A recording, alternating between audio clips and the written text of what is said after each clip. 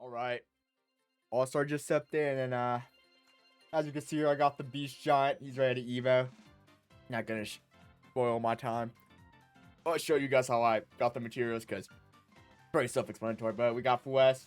I was going for Bloodlust on him, but I guess I'm not that lucky. I used like 50 rerolls, and low-key, I kind of had bad luck. I also got Ace. I will be trying to Evo him for a later video. Hopefully, I can Evo him in like the next 2 hours, maybe. But I got them both maxed out in terms of level. I did not touch their skill tree though, but that's okay. But they're pretty. Beast Giant's pretty. He's a pretty cool unit. Now he is hybrid, and his hybrid's actually like pretty. It's a weird. It's like a dynamic AOE. If you know Ishtar, how Ishtar like abilities work, she's also dynamic. But they made this guy pretty weird. So I'll cut back to when I got the money I need to showcase him real quick.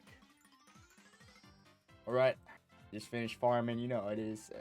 Let's put him out. So, you want to focus on the blue outline circle. So, he's a weird unit. So, he attacks outside his circle. So, if they're in the circle, he's not going to attack. He's a very interesting unit.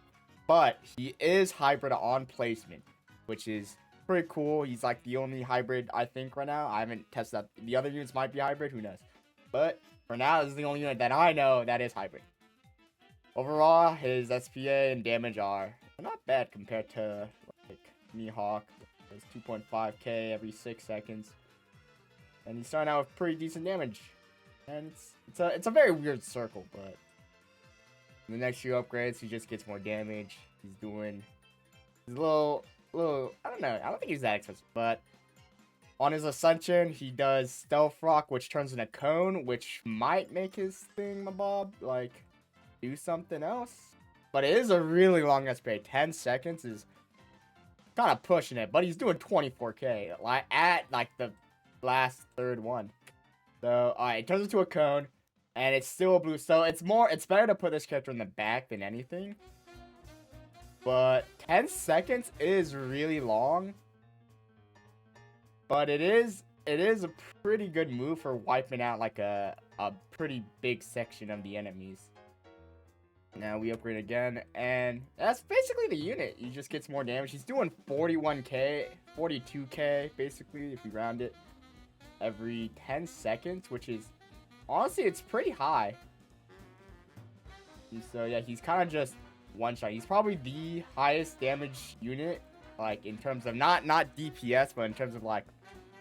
Hold on. Well, maybe Ace could be more because Ace is a burn unit, and I have Tempest on him, so hopefully I can showcase him later. But